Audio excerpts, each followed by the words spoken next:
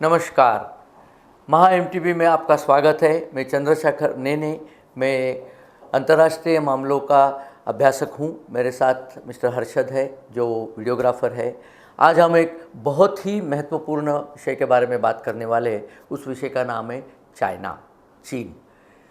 अभी कुछ दिन पहले हमारे chief of the army staff general Bipin Rawat ने एक बयान दिया था जिसमें उन्होंने कहा था कि हिंदुस्तान का सबसे बड़ा दुश्मन पाकिस्तान नहीं है बल्कि चीन है। यही बयान 1998 में हमारे जो रक्षा मंत्री थे जॉर्ज फर्नांडिस, अटल बिहारी वाजपेयी जी जब प्रधानमंत्री थे तब जॉर्ज फर्नांडिस ने भी यही बयान दिया था कि हमारा मुख्य शत्रु चीन है, न कि पाकिस्तान। हमें इस बयान से अपना ध्यान कभी भी इधर उधर भटकने नहीं देना है, क्योंकि पाकिस्तान ये तो एक शुद्ध कठपुतली है, चीन के हाथों नाचने वाली। असल दुश्मन तो चीन है, और असल दुश्मन चीन है। उसके बारे में जितनी ज़्यादा बातें हमें पता हो उतना ज़्यादा महत्वपूर्ण होगा। लेकिन इसमें एक डिफ़िकल्टी होती है कि चीनी भाषा, भारत में बहुत कम लोग चीनी भाषा जानते हैं, और चीनी भाषा ये बहुत कॉम्प्लिकेटेड भाषा है। एक तो ये चित्रों के रूप से लिखी जाती है, और दूसरा इसमें जो बयान आते हैं उन बयानों के अनेक अर्थ लगाए जा सकते हैं। आज के दिनों में हम जो चीनी भाषा के बारे में जानते हैं, चीन के बारे में जानते हैं, वो जो ट्रांसलेटर्स होते हैं जिन्होंने चीनी भाषा को अंग्रेजी में ट्रांसलेट किया है, उन्हीं के थ्रू जानते हैं। तो थोड़ा उन्हीं के थ्रू हमने जो जाना है वो आपके साथ हम शेयर करना चाहते हैं। चीन में कम्युनिस्ट पार्टी का राज है, ये आप सबको तो पता है। 1 जुलाई 1921 को इस कम्युनिस्ट पार्टी का जन्म हुआ था। मतलब अभी अभी इस कम्युनिस्ट पार्टी ने अपने 100वें वर्ष में प्रवेश किया है। अब ये 100 साल पुरानी पार्टी हो गई है। इस बार चूंकि इसको 100 साल हो गए हैं, पार्टी ने एक डिसाइड किया कि एक तरह की डॉक्यूमेंट निकालेंगे कि 100 सालों में हमारे कम्युनिस्ट पार्टी ने चाइना के लिए क्या उपलब्धियां की है, और ये डॉक्यूमेंट को 18 अक्टूबर को इन्होंने प्रकाशित किया है। चाइनीज़ पार्टी की एक सेंट्रल कमेटी होती है, मध्यवर्ती जो कमेटी होती है, उस कमेटी में तकरीबन 200 मेंबर होते हैं जो वोट डाल सकते हैं, और 195 मेंबर होते हैं जो वोट नहीं डाल सकते। इन सबों ने मिलके इस डॉक्यूमेंट को बनाया गया है, इस कागजात का निर्माण किया है। लेकिन इसके लिए थोड़ा पीछे हम जाएंगे कि ये चाइना का कम्युनिस्ट पार्टी का राज किस तरह से बना। तो माओ त्से तुंग के राज में इन्होंने चाइना का उस समय का जो अधिकारी था जनरल चांग कई शेक, उसका पराजय करके उसको भगा दिया। वो भागकर ताइवान में जाके छुप गया। ताइवान जो एक छोटा सा द्वीप है चाइना के पूर्व में, और पूरा चाइना माओ त्से तुंग के हाथ में आ गया। इसके बाद में माओ त्से तुंग ने बेतहाशा बंदूक चला के अपने लोगों पे बहुत जुर्म किए। उसके जो एक्सपेरिमेंट थे, जो खेती के बारे में खास करके उसके जो भी प्रयोग थे, सारे फेल हो गए। चाइना में अकाल पड़ गया, बहुत सारे लोग मारे गए। ऐसा कहा जाता है करीबन 3 या 4 करोड़ लोग इस सारे चीज़ में ख़त्म हो गए, और ये चल ही रहा था। तब इनके साथ में, माओ त्से तुंग के साथ में एक बड़ा काबिल इंसान था, उसका नाम था शी जोंगशुन। शी ये इनका उपनाम है या कुटुंब का नाम है। जैसे हम शर्मा कहते हैं, वर्मा कहते हैं, वैसे शी है। जोंगशुन ये इनका पहला नाम है। अब ये शी जोंगशुन काफ़ी आगे कम्युनिस्ट पार्टी में काफ़ी ऊंचे ओहदे पर पहुंच गए। इन्होंने काफ़ी काम किए, यहाँ तक कि जब चाइना ने दलाई लामा से झगड़ा करने की सोची, जब तिब्बत को हथियाने की सोचा था, तब ये शी जोंगशुन उनको मिलने भेजे गए थे चाइना के अधिकारी के तौर पर। और दलाई लामा ने इनके बारे में लिखा है कि ये बहुत ही सभ्यग्रस्त थे, बहुत संयत थे, बहुत बैलेंस व्यक्तित्व था इनका। उनके बारे में काफ़ी अच्छी बातें लिखी है। इतनी अच्छी बातें लिखी, दलाई लामा ने उनको एक ओमेगा घड़ी, जो स्विट्ज़रलैंड की बड़ी अच्छी घड़ी होती है, वो प्रेजेंट की, और ये काफ़ी दिन तक वो ओमेगा घड़ी पहनते भी थे। शायद ये ओमेगा घड़ी पर माओ त्से तुंग की नज़र पड़ गई, और शायद माओ त्से तुंग को भड़काया गया कि ये आदमी बहुत अच्छा पावरफुल है, ये आपको भी एक दिन निकाल सकता है। कम्युनिस्ट पार्टी में जहाँ भी हुक्मरान होते हैं, उन्हें हमेशा ये डर लगा रहता है कि मेरा डिप्यूटी मेरे को यहाँ से भगा न दे। तो इसलिए माओ त्से तुंग ने इनको पकड़ के जेल में डाल दिया। इससे पहले इनकी 2 शादियां हो चुकी थी। पहले शादी से इनको 2 लड़कियां थी, दूसरे शादी से इनको 3 पुत्र हुए, जिसमें से मध्यम पुत्र मझला तो था, मझले का नाम था शी जिनपिंग। शी तो सरनेम हुआ इनका, जिनपिंग था उसका नाम। जिनपिंग का मतलब चाइना में होता है सोना। एक अच्छा लड़के का नाम सोना जैसा रखा है, सोने जैसा लड़का था, उसका नाम शी जिनपिंग। यही शी जिनपिंग है जो आज चाइना के राष्ट्राध्यक्ष बनकर बैठे हुए हैं। इनके फादर को जब जेल में डाला गया तो ये बहुत अच्छी स्कूल में पढ़ रहे थे, क्योंकि मिनिस्टर के लड़के हैं तो अच्छी स्कूल में ही पढ़ेंगे, तो उनको वहाँ से निकाल के एक घटिया स्कूल में डाल दिया गया, एक छोटे से विलेज में भगा दिया गया। उनको कहा तुम यहाँ सड़ो, यहाँ के लोगों का उत्थान करो। इनकी जो बड़ी बहन थी, जो उनकी सौतेली बहन थी, वो ये सहन नहीं कर सकी और उसने खुदकशी कर ली। ये सारे घटनाओं का इफेक्ट शी जिनपिंग पर जरूर पड़ा होगा, लेकिन इसके बाद उन्होंने एक ठान ली कि अगर चाइना में हमें आगे बढ़ना है तो हमें पार्टी के साथ में ही रहना पड़ेगा।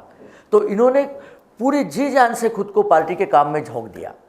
आगे चलकर इनके पिताजी ने तो कबूल किए थे सारे उन पर जो आरोप थे, उनकी शिक्षा उनको जो पनिशमेंट था वो पूरा हो गया। बाद में पिताजी को पुनः प्रस्थापित किया गया, क्योंकि तब माओ त्से तुंग का ही पतन हो चुका था और डेंग जियाओपिंग का राज आ गया था। 1978 में माओ त्से तुंग की सारी एक्सपेरिमेंट की बदौलत चाइना में अकाल, भूखमरी और इतनी गरीबी आ गई थी, चाइना तो उस समय भारत से काफ़ी पिछड़ गया था। ऐसे में डेंग जियाओपिंग जो माओ के ही एक डिप्यूटी थे, वो चुपचाप रहते थे, सामने नहीं आते थे, उन्होंने बागडोर हथिया ली और उन्होंने चाइना को पूरी तरह से पूंजीवादी बना दिया। उनसे एक बार पूछा गया था कि आप तो साम्यवादी है, आप पूंजीवादी कैसे बन गए?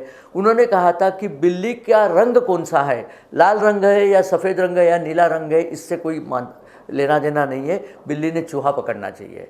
बहुत प्रैक्टिकल बात उन्होंने कही थी। उन्होंने कहा कम्युनिस्ट तो हम बाहर से रहेंगे, अंदर से हम पूरे पूंजीवादी हो जाएंगे, क्योंकि हमें देश को आगे ले जाना है।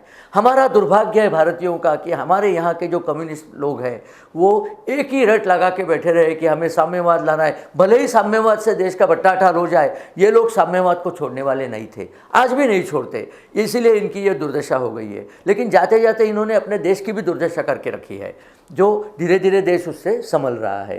खैर, ये सब होने के बाद डेंग जियाओपिंग का जब राज आया तो इनको शी जोंगशुम को वापस लाया गया, उनको पुनर्स्थापित किया गया। बाद में वो रिटायर हो गए वगैरह, सबसे ठीक हुआ। और ऐसे में हमारे जो शी जिनपिंग थे, इनकी उपलब्धि बहुत पार्टी को भा गई। इनको शंघाई का मेयर बनाया गया, आगे लेके आए। जब हू जिनताओ चाइना के प्रेसिडेंट बने थे तो ये उनके डिप्यूटी बन गए और आगे चल के इन्होंने हू जिनताओ के बाद में बागडोर चाइना की संभाल ली। इन्होंने चाइना का राष्ट्राध्यक्ष का पद अधिग्रहण कर लिया। उसके बाद में बड़े तरीके से, बड़े सलीके से इन्होंने अपने सारे जो पक्ष के भीतर विरोधी थे सबको एक एक करके निकाल दिया। बो शिलाई नाम के इनके जो नंबर 2 के विरोधी थे, उनको तो उन पर भ्रष्टाचार का आरोप लगाकर उनको जेल में डाल दिया। वो आज भी जेल में ही सड़ रहे हैं। और इन्होंने एक और काम किया कि पहले ऐसा था कि कोई भी प्रेसिडेंट सिर्फ 2 बार प्रेसिडेंट हो सकता है, लेकिन इन्होंने वो कानून बदल दिया। उन्होंने कहा जितनी बार भी होना चाहे हो सकता है। मतलब ये समझ लो कि तहे जिंदगी तक ये प्रेसिडेंट बने रह सकते अगर ये चाहे तो। यही चीज़ व्लादिमीर पुतिन ने रशिया में भी करके रखी है। ये लोग छोड़ना नहीं चाहते, क्योंकि इनको पता है छोड़ने के बाद हमारे जो दुश्मन है एक पार्टी के अंदर, वो हमें जिंदा नहीं छोड़ेंगे। तो अब की बार 2 बार तो ये चुन के आ चुके हैं। ये जब चुन के आए तो इनके पक्ष में 2500 वोट पड़े थे, 2500 से ज़्यादा वोट पड़े थे। विपक्ष में सिर्फ 1 वोट पड़ा था। बाद में ये बताया गया वो 1 वोट इन्होंने खुद डाला था। ऐसे मतलब कहते हैं कि 1 वोट इन्होंने खुद डाला था ताकि पता चले लोगों को कि ये फेयर इलेक्शन हुआ है। एक this is a joke in China कि ऐसे करते हैं। लेकिन इसके बाद में इन्होंने चाइना पे अपनी पकड़ इतनी मजबूत बना ली। चाइना में 3 ही स्तंभ होते हैं, चौथा जो मीडिया स्तंभ है वो चाइना में डेड है। चाइना में मीडिया है नहीं। तो कौन से स्तंभ होते हैं कि पार्टी और जो संसद होती है, संसद और आर्मी। इसका क्रम ऐसा है, पार्टी, आर्मी और संसद। अब आर्मी मतलब डिफेंस फोर्सेस। तो शी जिनपिंग ने पार्टी पे अपनी पकड़ हथिया ली, आर्मी पे अपनी पकड़ हथिया ली है और अब संसद पे भी अपनी पकड़ जमा के बैठे। अब इनको कोई वहाँ से हिला नहीं सकता। इनको जो करना है वही ये करेंगे। लेकिन अगले साल जब इनका चुनाव आएगा, थर्ड टाइम इनको जब चुनाव लड़ना है तो कुछ तो करके दिखाना होता है ना। तो इन्होंने पहले तो ये डॉक्यूमेंट बनाई, जैसे मैंने कहा था कि वो डॉक्यूमेंट इन्होंने 45 में बनाई थी, 81 में बनाई थी। वैसे ही डॉक्यूमेंट 18 अक्टूबर 2021 में बनी है। डॉक्यूमेंट का नाम है achievements of Chinese communist party for the last 100 years. हमारी 100 साल की उपलब्धियाँ। उस डॉक्यूमेंट में एक ही चीज़ लिखी है कि हमारी सबसे अच्छी उपलब्धियाँ सिर्फ एक ही व्यक्ति के कारण है और वो है श्री शी जिनपिंग। ये शी जिनपिंग के बिल्कुल जो चाटुकार लोग हैं उन्होंने ये लिखी हुई डॉक्यूमेंट है, और ये इसलिए लिखी है कि इसका इस्तेमाल करके अगले साल इनको पुनर्स्थापित करना है प्रेसिडेंट के तौर पर। लेकिन जब पुनर्स्थापित होना है, इन्हें भी कुछ चमकीला करने की इच्छा होगी। वो चमकीला शायद ये हो सकता है कि इनको ताइवान पे अटैक करना होगा। लेकिन परसों ही इनकी और जो बाइडन की जो बात हुई है टेलीफोन पर, उसमें ये पता चला है कि अमेरिका ने कहा है कि हम ताइवान पे आपका हमला होने नहीं देंगे, हम ये सहन नहीं कर सकते। तो ये बात अभी बातचीत में अटकी हुई है। तो इसको झांसा देने के लिए वो लद्दाख में एक हमला कर सकते हैं, और ये जानते हुए ही हमारे सेनाधिकारियों ने, हमारे नरेंद्र मोदी गवर्नमेंट ने लद्दाख में बहुत ज़्यादा पावरफुल फोर्सेस भेजना शुरू किया है। एयर डिफेंस वहाँ किया है। S-400 जो एंटी मिसाइल प्रणाली है वो भी रशिया से खरीद के हम उस तरफ उसका इंस्टॉलेशन करने जा रहे हैं, ताकि उनकी कोई डिज़ाइन अगर लद्दाख की तरफ हो तो उनको अच्छी तरह से उत्तर दे के मार दिया जा सके। तो ये सब आगे घटने की शक्यता है, संभावना है। अगर ये घटी संभावना, उसके बाद में शायद गिलगित बाल्टिस्तान पे हम कब्जा कर सकते हैं। काफ़ी चीज़ें भविष्य में छुपी हुई है, इसके बारे में मैं आपसे बार बार मिलता रहूँगा। चाइना के बारे में बहुत सी बातें और करनी है, अभी तो मैंने खाली शुरुआत की है। अगर ये वीडियो आपको पसंद आई तो आप ज़रूर इसे अपने मित्रों और परिवारों के साथ में शेयर कीजिए। हमारी चैनल को सब्सक्राइब कीजिए। हाँ, और अगर आपने अभी तक बेल आइकॉन प्रेस नहीं किया हो तो उसको प्रेस कीजिए, ताकि हमारे नए वीडियो की सूचना आपको तुरंत मिल जाएगी। धन्यवाद।